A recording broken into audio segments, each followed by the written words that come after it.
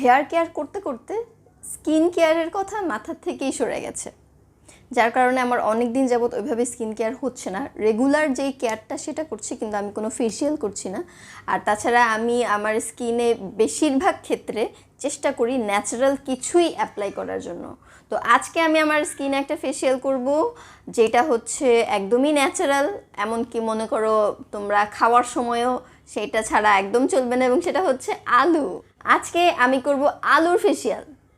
আলুর মধ্যে এমন কিছু অ্যান্টিঅক্সিডেন্ট থাকে যেগুলোর দ্বারা আমাদের স্কিনের হাইপার পিগমেন্টেশন, সানট্যান এগুলো সব রিমুভ করে দিতে পারে আলুর মধ্যে এমন ব্লিচিং এজেন্ট রয়েছে।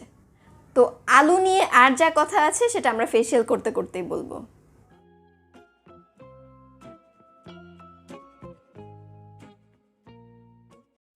আজকের ফেসিয়ালের মূল উপাদান হচ্ছে আলু। তো আমি আলু নিয়ে নিলাম এবং আলুগুলো ধুয়েও নিলাম, কারণ আমি এগুলোর খোসা ছাড়াবো না, খোসা সহই নেব।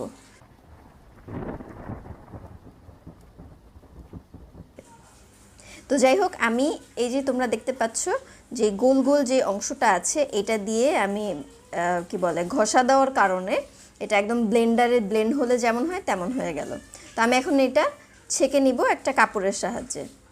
আলু আমাদের স্কিন ট্যান এবং হাইপার পিগমেন্টেশন দূর করে, ফাইন লাইন্স এবং রিঙ্কেলস কমায়, চোখের ডার্ক সার্কেল এবং পাফিনেস কমায়, ব্রণ হওয়া প্রতিরোধ করে, ইনফ্ল্যামেশন কমায় এবং ইনফ্ল্যামড স্কিন সেল রিপেয়ার করে।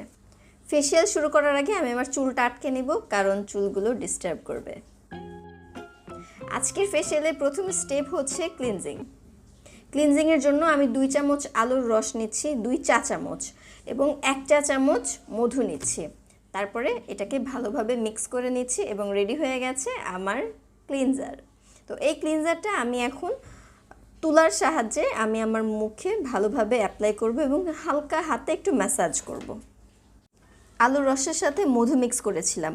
মধু আমাদের স্কিনকে ডিপলি ময়েশ্চার করে without making your skin oily, as মধু হলো ন্যাচারাল হিউমেকটেন্ট। মধু আমাদের স্কিনে পোর ক্লিনজার হিসেবে কাজ করে, স্কিন স্কার্স লাইটেন করে, সানবার্ন দূর করতে পারে, ব্রণের বিরুদ্ধে লড়াই করে। And my dear subscribers, never skip your neck area.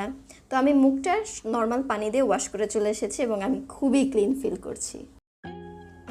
দ্বিতীয় স্টেপ হলো exfoliating or scrubbing, whatever you want to say. তার জন্য আমি 1 চা চামচ সুজি নিয়ে নিচ্ছি। তোমরা এখানে চালের গুঁড়া ব্যবহার করতে পারো, চালের গুঁড়াই আমি প্রেফার করছি, বাট আমার কাছে চালের গুঁড়া নেই, দ্যাটস ওয়াই আমি সুজিটা ব্যবহার করছি। এবং তার সাথে অ্যাড করছি 2 চা চামচ আলুর রস।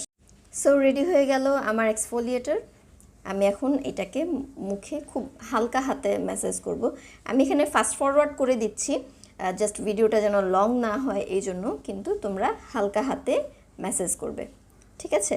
তাহলেই হবে। এবং অ্যাজ অলওয়েজ কখনোই তোমার নেক লাইন, নেক এরিয়া স্কিপ করবে না, কারণ তোমার ফেসের সাথে তোমার নেকটা অনেক বেশি ইম্পর্টেন্ট।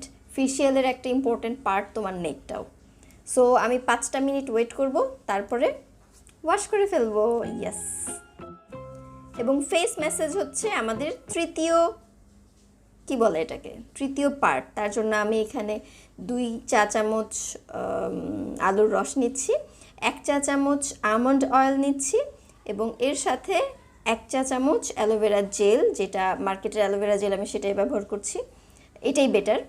সো মিক্স করার পরে আমাদের এটা একটা oil, cream oil, whatever you want to say হয়ে যাবে। এবং এটা দিয়ে আমরা আমাদের ফেসটাকে খুব ভালোভাবে হালকা হাতে ম্যাসাজ করব। প্রথমে আমি মুখে অ্যাপ্লাই করব। অ্যাপ্লাই করার পরে এটার স্মেলটা জাস্ট ওয়াও।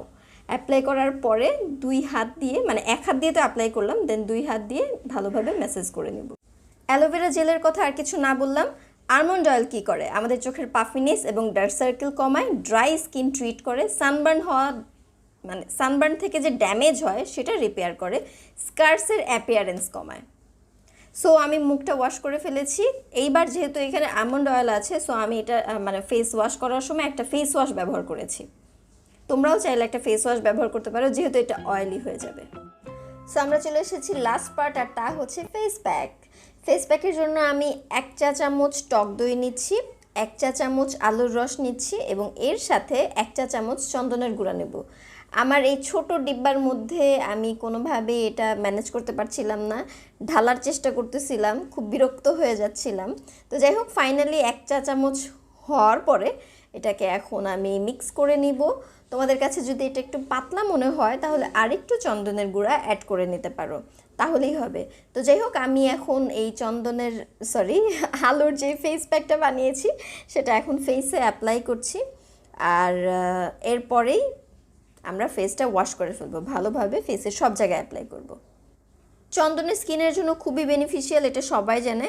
টক দই আমাদের স্কিনকে ময়শ্চারাইজ করে, অ্যাকনি প্রিভেন্ট করে, স্কিনের সানবার্ন হিল করে, ডার্ক সার্কেল কমায়, পোর টাইট করে, প্রিমেচিউর এজিংয়ের সাইনগুলো মিনিমাইজ করে, স্কিন টোন ইভেন করে। অ্যাপ্লাই করার পরে ড্রাই হওয়ার জন্য আমি অপেক্ষা করব। সো এটা হচ্ছে পিওর ক্যান্ডিড, আমি ড্রাই হওয়ার জন্য অপেক্ষা করছি। এটা হচ্ছে আমার ফেশিয়াল করার 2 ঘন্টা পরে, যেখানে আমি কোনো ময়শ্চারাইজার অ্যাপ্লাই করিনি। স্টিল আমি এখনও কোনো ময়শ্চারাইজার অ্যাপ্লাই করিনি, শুধুমাত্র তোমাদেরকে বোঝানোর জন্য যে আমি কেমন ফিল করছি। খুব একটা বেশি তোমরা পার্থক্য হয়তো বা দেখতে পাচ্ছ না, তবে আমি ফিল করতে পারছি যে এই ফেশিয়ালটার কারণে আমার স্কিনটা অনেক বেশি ক্লিন হয়েছে। আমি অনেক বেশি ভালো ফিল করছি। এটা হতে পারে অনেক দিন পর ফেশিয়াল করছি এই জন্য হয়তো বা, কিন্তু তারপরও তোমরা কিছু ডিফারেন্স দেখতে পাবে যে আমার স্কিনটা আগে থেকে বেশ ভালো হয়েছে। টাইনি ছোট ছোট একদম দানা দানা কিছু আছে, যেটা এখন আর কি একটু কম বোঝা যাচ্ছে। মানে এখন আমার হাতে লাগছে না, বাট আগে আমার হাতে লাগতো। ব্যাপারটা এমন না যেটা একদম ভ্যানিশ হয়ে গেছে, বাট একটু সফট লাগছে। আই হোপ আমি তোমাদেরকে বোঝাতে পেরেছি। তো আলুর এই ফেশিয়ালটা সপ্তাহে 2 দিন ব্যবহার করলে তোমরা ভালো রেজাল্ট পাবে। তোমাদের স্কিনের হাইপার পিগমেন্টেশন চলে যাবে, সানট্যান চলে যাবে, যেটা আমি আগে বলেছি অলরেডি। তো কেমন লাগলো তোমাদের আজকের এই ভিডিওটা অবশ্যই জানাবে। আর যদি ভালো লেগে থাকে একটা লাইক দিয়ে দিবে, তাহলেই আমি অনেক খুশি হয়ে যাব, আমার এই কষ্টগুলো সার্থক হবে।